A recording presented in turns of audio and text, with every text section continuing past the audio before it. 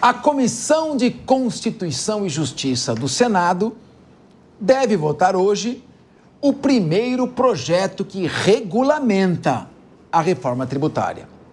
O relator da matéria, que é o senador Eduardo Braga, do MDB do Amazonas, que fez uma fala que ninguém entendeu outro dia, informou que foram apresentadas quase 2.000 emendas ao texto. Como é gostoso quando todos concordam, não?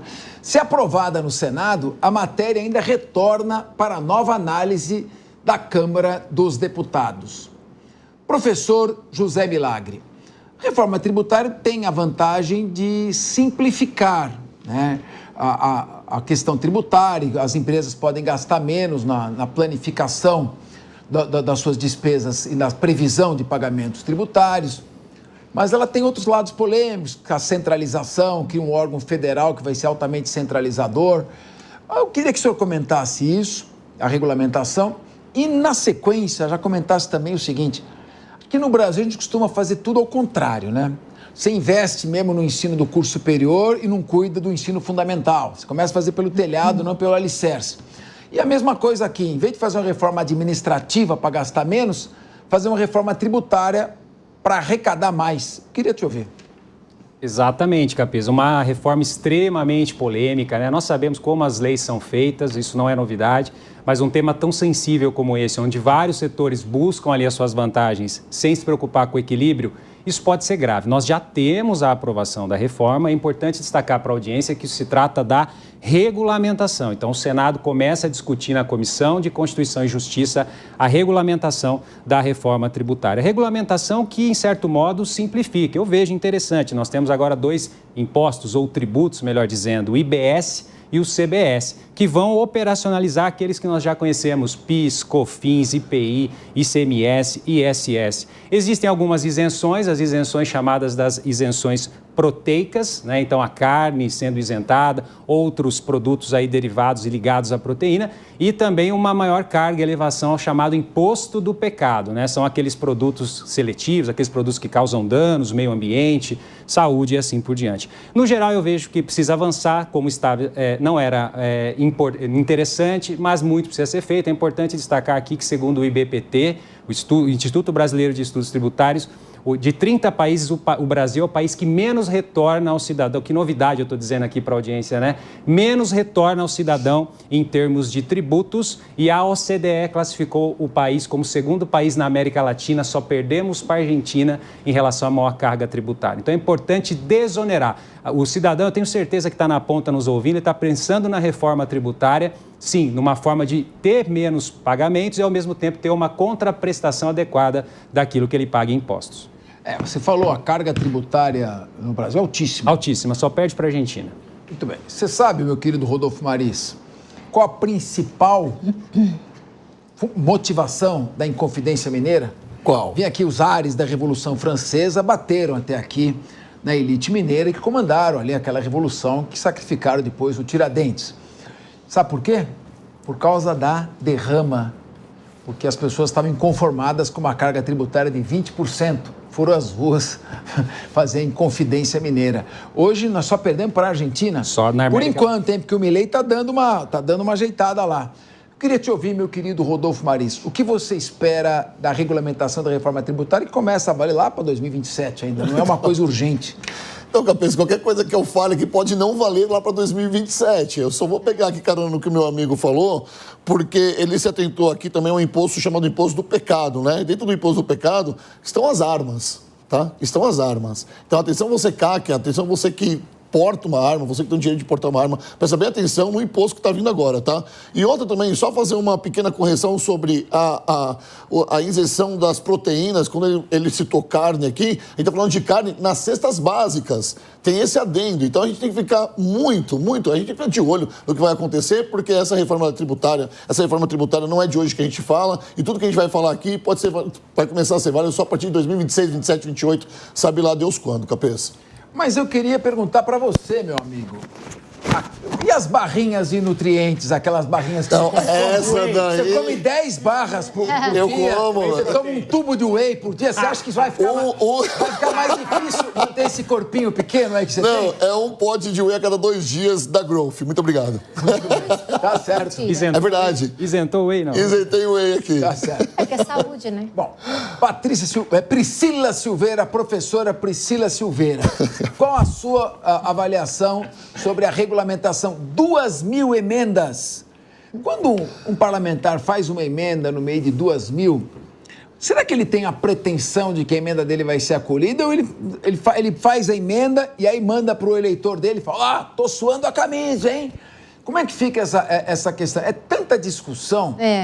Né, que eu repito e vou dizer mais uma vez, reforma tributária deveria ser uma tributação bem mais simples e antes da reforma tributária devia fazer reforma administrativa, né? Porque é uma bagunça total, ninguém tem limite de salário, cada um ganha o que quer aqui, os penduricalhos passam os salários. Como é que você vê toda essa questão? Capês, quando a gente fala de mexer no bolso do Estado, não tem nem como você discutir. Cada vez que a gente tem mais imposto, ele ganha. Então, eu acho que aqui quem perde somos nós, como vocês já bem colocaram.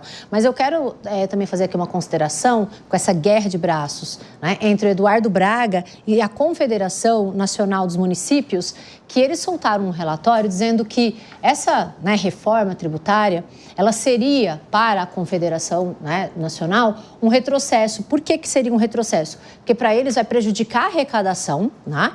Em que sentido? Prejudica a arrecadação dos municípios e incentiva ou vai incentivar aquilo que nós chamamos de guerra fiscal entre os municípios. Então, vai trazer, segundo a Confederação, uma insegurança jurídica.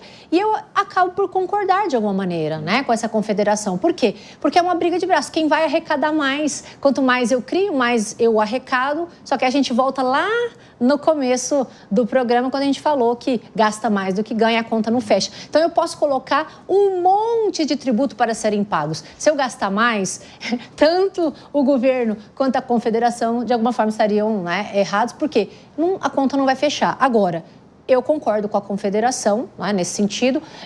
Todos aqui já disseram que nós somos um dos países que mais temos tributos a serem pagos e cada vez mais a gente... antes a gente pagava até 4 meses, a gente trabalhava até abril para pagar a tributação. Perfeito. Agora me disseram, vocês me corrijam aí se eu estiver errado, agora me disseram que a gente tem que pagar até junho. Então, até junho, nós somos sócios das tributações do governo até metade do ano. Então, metade do ano você paga para o seu sócio, que é o Estado, e a outra metade você ganha e fica com o resto. Agora, eu fico pensando, com mais tributo, nós vamos trabalhar, então, 70 por 30? Você trabalha 70 para pagar o tributo e 30 é o que te sobra, né? Então, nesse caso, eu acho que vai realmente incentivar a guerra fiscal, vai trazer bastante insegurança jurídica, mas provavelmente deve ser aprovado, né? Eu acho que é possível que se aprove e aí a gente tem que aguardar, como bem disse aqui o Rodolfo, porque a gente vem e comenta, aí eles se entabulam, eles mudam toda a dinâmica do jogo e aí acaba, pode ser que não, pode ser que sim, mas eu penso que vai ser aprovado sim e a gente tem que aguardar porque vai vir aí ou virá mais tributos para a gente pagar. Luiz Augusto Durso, o Brasil deverá ter o maior imposto incidente sobre consumo do mundo. E uma lista aí de trem da alegria de alguns produtos que não vão entrar, cada hora está colocando. Pode ser que, para quem trabalha no meio artístico, a maquiagem pode ser um gênero de primeira necessidade. Para um advogado que precisa disso para trabalhar, o vestuário, a forma como ele se veste, pode ser um gênero de primeira necessidade. Então, a coisa está meio bagunçada. Você vai ter o maior imposto do mundo sobre o consumo, sem que com isso você consiga arrecadar mais. Nós não temos terremoto, nós não temos furacão, não temos inimigos, não precisamos estar preparados para uma guerra permanente. Esse é um Brasil que não tem nenhum problema, ele só tem nós mesmos nos boicotando. 28%, exatamente, é 28% a carga tributária sobre o consumo. Luiz Augusto Durso, o mundo quer te ouvir. O mundo quer ouvir o Congresso Nacional. Nós não temos terremoto, não temos furacão, mas nós temos o Brasilzão, né? Essa carreta que vem sempre com novidades que poderiam ser positivas. E eles foram muito espertos na ideia da reforma tributária. Por quê? Porque a pretexto da simplificação do cálculo, que era uma necessidade de qualquer tributarista, se você sentar com o advogado tributarista e falar, como que se calcula? Ele fala, olha, até eu tenho dificuldade, e a depender do seu produto, se você classifica como chocolate ou como bombom, a tributação melhora, basta você mudar a nomenclatura e a definição. Não à toa nós tivemos esses exemplos aí no mercado, em que simplesmente o que era barra de chocolate se tornou bombom e mudou toda a tributação. Esse é o Brasil. E aí vem o Congresso Nacional e diz, calma, vamos melhorar e simplificar a tributação. Ótimo, excelente a ideia, mas o que nós precisamos hoje com uma reforma tributária, além da simplificação que era necessária, mas eu penso que é secundário, em primeiro lugar é a diminuição de imposto, ou a melhora na aplicação, né? A reforma tributária é ver como vamos usar o tributo de maneira mais eficiente. O José Milagre trouxe um dado que é palpável, você sente todo dia na pele, a falta da contraprestação, contrapartida. Você paga o segundo maior imposto do mundo, de acordo com esse dado que trouxe o Milagre, e tem o que de volta? Você pensa, pô, a gente paga mais tributo que os suíços, mais tributo que os canadenses, e eles têm um país quase maravilhoso quando a gente fala das questões básicas de saúde, de educação, de zeladoria, todas essas questões que o Estado devolve nos impostos. Então é melhor, às vezes, não pagar, é melhor não ter imposto, é melhor diminuir os impostos, já que, às vezes, a iniciativa privada pode substituir com parceria público-privado, com concessão, com formas muito melhores do que deixar tudo na mão do Estado, o Estado arrecadar e falar, não, primeiro você me paga e depois eu te devolvo algum tipo de benefício. Não funciona muito bem. E aí o CAPES vem com essas questões que são, olha, a subjetividade da lei, por isso 2.000 emendas, o que transforma mais complexo esse debate. Questões necessárias e básicas aí, CAPES, para o motorista de aplicativo é o carro, para o técnico informático é o computador, para você, às vezes, é outro tipo de produto. No fim, todo mundo vai ter um produto que é a sua necessidade básica ali primeiro. Então, esse debate é infindável. Por isso que eu penso que a gente devia ter usado esse momento de reforma tributária para atacar os problemas principais. A alta carga tributária, o desvio e a má utilização desse recurso, a diminuição em determinados setores, o aumento de imposto em outros setores também, eu concordo, mas também não ser uma forma de desestimular determinadas iniciativas do Estado.